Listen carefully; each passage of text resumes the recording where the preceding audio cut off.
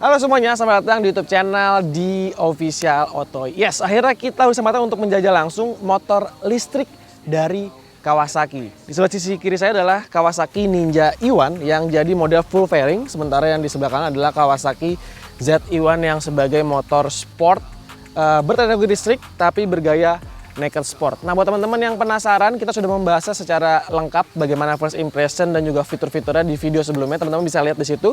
Dan di video kali ini kita akan lebih membahas dan berfokus pada bagaimana rasa berkendara dari keduanya. Kita akan mulai lebih dulu dari Kawasaki Ninja E1. Check this out. Anything you want, anything you need. Your mind's got the key ingredient, it's belief.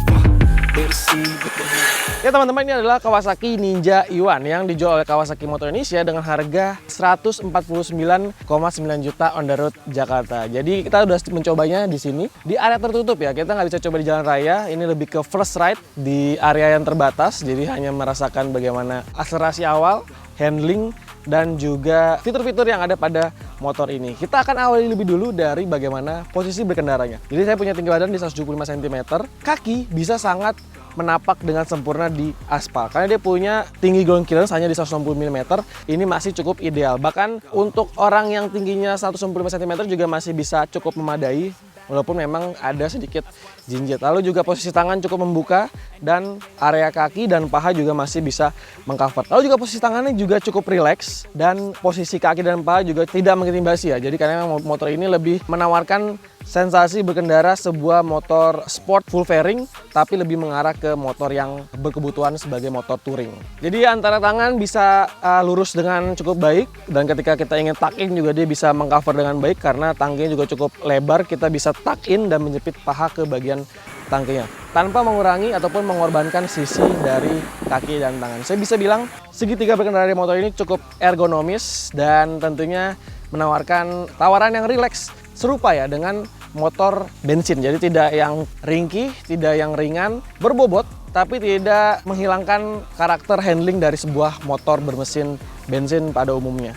Motor ini cukup lincah karena dia punya racikan kaki yang terbilang slim ya. Di depan pakai ukuran 100/80 ring 17, sementara di belakang pakai ukuran 130/70. Memang dimensinya ataupun ukurannya tidak proporsional gitu ya. Efek yang ditawarkan adalah motornya terasa lincah dan juga ringan dengan komposisi ban yang seperti ini. Tadi saya coba di sini, sensasi motor listrik ini memang benar dapat. Torsi yang instan ditawarkan sejak putaran mesin bawah. Jadi menarik meskipun kita tidak mendapatkan sensasi raungan mesin ya, tapi menawarkan torsi yang benar-benar menakjubkan sejak putaran mesin bawah. Dan dia ada riding mode, ada dua. Pertama ada road dan juga eco. Nah yang road ini bisa dipacu sampai 88 sampai 90 km per jam. Ketika Anda mengaktifkan eco, dia akan membatasi speed dan juga karakter torsi dan tenaga. Road juga seperti itu. Sementara ketika Anda aktifkan fitur e-boost sebagai tambahan tenaga, dia bisa sampai 105 km per jam. Dan ini juga memberikan karakter torsi dan tenaga yang berbeda. Dan akan mendapatkan semua potensi dari motor ini ketika Anda mengaktifkan fitur e-boost. Tapi fitur e-boost ini tidak bisa aktif selamanya ya, karena dia hanya aktif sekitar 5-8 detik dan itu dia mati. Lalu dia harus recharge lagi untuk mengaktifkan fitur e-boost untuk kita aktifkan dari motor ini. Yang paling menarik adalah ketika menggunakan e-boost. Jadi ketika di awal dengan torsi yang besar, dia langsung akselerasi instan, tapi di bagian tengah sampai ke atas dia sedikit cukup mengendur.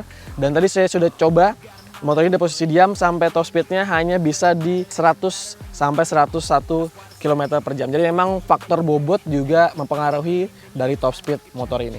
Oke, itu tadi penjelasan singkat first ride dari Kawasaki Ninja E1. Cukup menarik dan sekarang kita akan bahas bagaimana rasa berkendara dari Kawasaki ZE1 sebagai motor naked sport berteknologi listrik murni dari Kawasaki.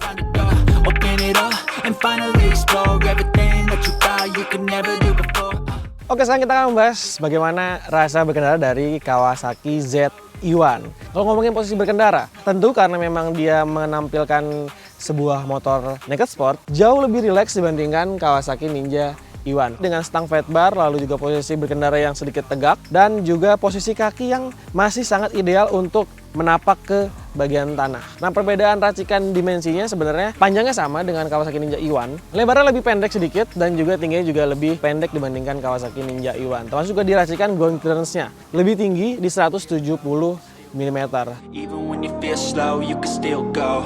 Even when there's no hope, you can still go. I never... Ngomongin handling, sama seperti Kawasaki Ninja E1, dia masih menawarkan sensasi handling yang lincah, agile juga, karena memang racikan kayaknya yang dibuat slim, sama di depan 100/80, sementara di belakang pakai ban 130/70 dengan ring 17 sudah bertipe casual.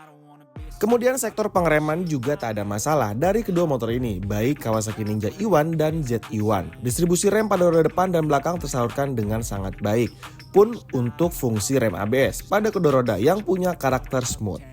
Dan tadi saya sudah coba top speed untuk mode road, dia bisa digeber sampai 88 km/jam. Termasuk ketika Anda menggunakan fitur e-boost-nya. Top speed-nya hanya 101 km/jam. Jadi hanya sedikit berbeda di capaian top speed. Tapi secara keseluruhan, torsi, tenaga, terutama di torsi, memberikan torsi yang sangat-sangat besar di putaran mesin bawah.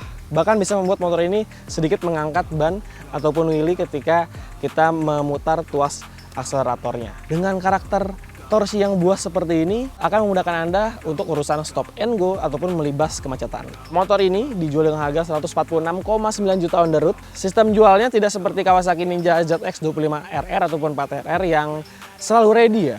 Karena ini adalah motor yang akan dikirim ketika ada permintaan saja. Jadi spot by order. Jadi ketika Anda PO, motor ini akan sampai ke garasi rumah sekitar 6 bulanan. Dan kabarnya motor ini sudah laku terpesan sebanyak 7 unit. 5 diantaranya adalah Kawasaki Ninja E1 dan 2 unitnya adalah Kawasaki ZE1. Jadi masih ada sekitar 3 unit lagi yang bisa Anda bawa di kuota yang masih tersedia didatangkan oleh Kawasaki Motor Indonesia.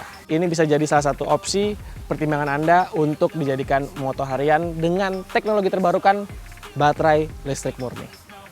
So, buat teman-teman yang suka dengan video, jangan lupa untuk tekan tombol like, subscribe bila belum, dan sampaikan pendapat kalian soal motor ini di kolom komentar. Dan sampai jumpa di video berikutnya. Ciao!